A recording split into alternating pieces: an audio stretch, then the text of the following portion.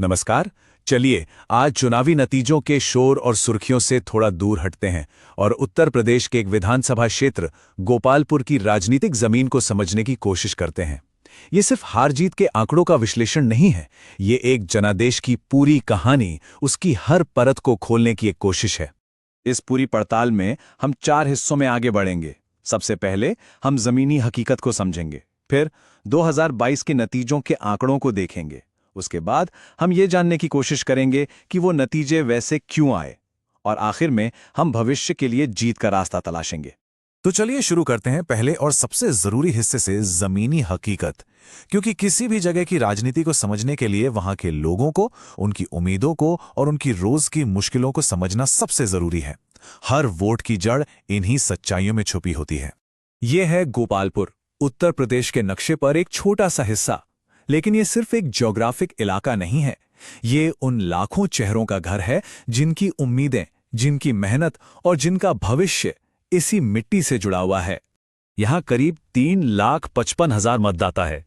सोचिए जरा, ये सिर्फ एक नंबर नहीं है, ये 3.5 लाख उम्मीदों, शिकायतों और सपनों की एक सामूहिक आवाज है। अब एक बहुत ही दिलचस्प आंकड़ा देखिए। 2022 में यहां लगभग 56% लोगों ने वोट डाला। लेकिन ये आंकड़ा एक बहुत बड़ा सवाल भी खड़ा करता है कि वो बाकी के 43% लोग कहां थे? क्या वो सिस्टम से निराश हैं? क्या उन्हें किसी पर भरोसा नहीं? या फिर ये पार्टियों की नाकामी है कि वो इन लोगों को पोलिंग बूथ तक ला ही नहीं पा रहे? तो लोगों के मन में असल में चल क्या रहा है? जब जमीन पर लोगों की बात सुनी गई तो 4 शिकायतें सबसे ऊपर थी। पहली, कि सरकारी योजनाओं का फायदा सही लोगों तक नहीं पहुंच रहा। दूसरी, नौजवानों के लिए रोजगार की भारी कमी। तीसरी, महिला वोटरों से कोई सीधा संवाद ही नहीं है। और चौथी, टूटी फूटी सड़कें और बिजली की समस्या। ये सिर्फ चुनावी मुद्दे नहीं हैं, ये लोगों की रोजमर्रा की जिंदगी की सच्चाइयां हैं। तो ये थी जमीन की बात। अब जरा कागज पर आते हैं, यानी आंकड़ों की दुनिया में, और देखते हैं कि 2022 में गोपालपुर की जनता का फैसला नंबरों में कैसा दिखता है। नतीजा बिल्कुल साफ है। भारतीय जनता पार्टी के उम्मीदवार राजेंद्र कुमार को 47.27% वोट मिले और वो जीत गए। समाजवादी पार्टी के नफीस अहमद 43.44% वोटों के साथ दूसरे नंबर पर रहे। लेकिन असली कहानी इस जीत हार के अंतर में छुपी है।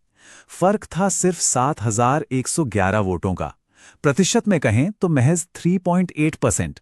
मतलब मुकाबला इतना करीबी था कि शायद आखिरी के कुछ गांवों की गिनती ने ही पूरा खेल तय कर दिया। तो यहां सबसे बड़ा सवाल यह उठता है कि इस नतीजे को पलटने के लिए क्या चाहिए। जब लड़ाई इतनी नजदीकी हो तो जीत सिर्फ भावनाओं से नहीं मिलती, जीत मिलती है बूथ लेवल के सटीक गणित से। और वो गणित कहता है 5% का वोट स्विंग। ये कोई बहुत बड़ा या नामुमकिन लक्ष्य नहीं है। इसका सीधा सा मतलब है कि हर 100 में से सिर्फ 5 वोटरों को अपनी तरफ करना है। और यहीं पर हमें ये याद रखना जरूरी है कि हर एक वोट की अपनी एक गरिमा होती है, हर नागरिक की आवाज की अपनी एक अहमियत है, और ये हमारे संविधान का मूल सिद्धांत है। तो ये जो 5% का लक्ष्य है, इसे हासिल करने के लिए जो भी संवाद हो वो हमेशा जिम्मेदारी और सम्मान के दायरे में होना चाहिए। चलिए अब इस जनादेश की थोड़ी चीर-फाड़ करते हैं। और मैं फिर कह रहा हूं, हम यहां किसी व्यक्ति की गलती नहीं ढूंढ रहे हैं, हम उस सिस्टम को, उन वजहों को समझ रहे हैं जिनकी वजह से ये नतीजा सामने आया। ये देखिए, ये इस पूरे चुनाव की सबसे हैरान करने वाली बात है। 2022 में समाजवादी पार्टी ने गोपालपुर में अपना अब तक का सबसे ज्यादा 43.4% वोट शेयर हासिल किया, लेकिन फिर भी वो चुनाव हार गए। इसका मतलब साफ है, आपकी अपनी फौज तो लड़ने आई, पर सामने वाले की फौज आपसे बड़ी और ज्यादा तैयार निकली। तो ऐसा हुआ क्यों? हमारे विश्लेषण में 4 बड़ी वजहें सामने आईं। पहली, गैर यादव ओबीसी वोटों का लगभग 3.5% भाजपा की तरफ खिसक गया। दूसरी, भाजपा और सुभासपा के गठबंधन ने राजभर समुदाय को अपनी ओर खींचने में कामयाबी हासिल की। तीसरी वजह, डिजिटल दुनिया यानी सोशल मीडिया पर विपक्ष की कहानी ज्यादा चली। और चौथी, जो शायद सबसे बड़ी चूक थी, वो थी महिला वोटरों तक पहुंचने में कमी। आबादी का आधा हिस्सा, लेकिन चुनावी बातचीत में उन्हें सिर्फ 12% की जगह मिली। ये एक बहुत बड़ी रणनीतिक भूल थी। इसे समझने का एक और तरीका है जिसे हम चतुर्मुख सिद्धांत कहते हैं, यानी अभियान के 4 चेहरे। पहला, चुनावी मोर्चा। यहां आधार तो मजबूत था, पर आखिरी दिन वोटरों को बूथ तक लाने में तालमेल की कमी रह गई। दूसरा, संगठन का मोर्चा। यहाँ कार्यकर्ता थके हुए थे और उनका काम बिखरा हुआ था। तीसरा, कहानी का मोर्चा। उम्मीदवार जमीन पर तो लोगों से जुड़े, लेकिन ऑनलाइन दुनिया में उनकी कहानी पीछे रह गई। और चौथा, संसाधन का मोर्चा। पैसा तो था, पर उसका इस्तेमाल सही जगह सही तरीके से नहीं हुआ। कुल मिलाकर ये दिल की नहीं बल्कि अमल की यानी एग्जीक्यूशन की विफलता थी। तो अब तक हमने समझा कि क्या हुआ और क्यों हुआ। अब सबसे जरूरी सवाल पर आते हैं, आगे का रास्ता क्या है, जीत तक कैसे पहुंचा जाए। और ये कोई हवाई बातें नहीं हैं, ये पूरी तरह से आंकड़ों पर आधारित एक ठोस ब्लूप्रिंट है। इस पूरे विश्लेषण की सबसे बड़ी, सबसे अहम खोज ये है, 38 पोलिंग बूथ्स। जी हां, सिर्फ 38 बूथ।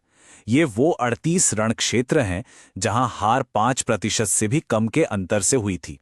चुनाव पूरे विधानसभा क्षेत्र में नहीं हारा गया था, चुनाव असल में इन 38 बूथों पर हारा गया था, और यहीं से इसे वापस जीता जा सकता है। तो इन 38 बूथों को वापस कैसे जीता जाए? इसके लिए एक 90 दिन का प्लान है। एक सीढ़ी जिस पर कदम दर कदम चढ़ना होगा। पहले 30 दिन जमीन पर वापस जाकर हर दरवाजे पर दस्तक देनी होगी। अगले 30 दिन टेक्नोलॉजी की मदद से हर मोबाइल तक अपनी बात पहुंचानी होगी। फिर अगले 20 दिन अपनी पूरी ताकत सिर्फ उन 38 सबसे जरूरी बूथों पर लगानी होगी। और आखिरी के 9 दिनों में सिर्फ एक काम, अपने हर समर्थक को घर से निकालना और विरोधियों के हर झूठ का तुरंत जवाब देना। इस प्लान को जमीन पर उतारने के लिए संगठन में कुछ ठोस बदलाव करने होंगे। हर 12-15 बूथों की जिम्मेदारी एक मंडल कैप्टन को देनी होगी। जिला हेडक्वार्टर में एक परमानेंट वॉर रूम बनाना होगा। राज्यभर और अनुसूचित जाति समुदायों के लिए खास व्हाट्सएप ग्रुप बनाने होंगे। और हां, ये करते हुए एक बात का खास ध्यान रखना होगा, भारत के डेटा संरक्षण कानून के तहत हर नागरिक की निजी जानकारी का सम्मान करना हमारी जिम्मेदारी है। उनकी सहमति के बिना, उनके भरोसे को तोड़े बिना कोई भी संवाद नहीं होना चाहिए।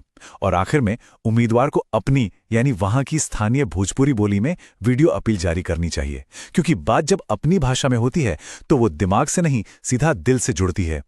अंत में एक आखिरी बात जो शायद सबसे जरूरी है, बिना अमल के कोई भी योजना सिर्फ एक सपना है। भविष्य उनका है जो लोगों से जुड़ाव को सटीक प्लानिंग और एग्जीक्यूशन के साथ जोड़ते हैं। जीत सिर्फ नारों से नहीं मिलती, जीत तब मिलती है जब लोगों की जिंदगी बेहतर बनाने का एक सच्चा मकसद उसे जमीन पर उतारने के एक बेहतरीन प्लान से मिलता है। इस तरह का गहरा विश्लेषण सिर्फ चुनाव जीतने के लिए नहीं है, ये अपने क्षेत्र के लोगों का जीवन बेहतर बनाने की दिशा में पहला और सबसे जरूरी कदम है।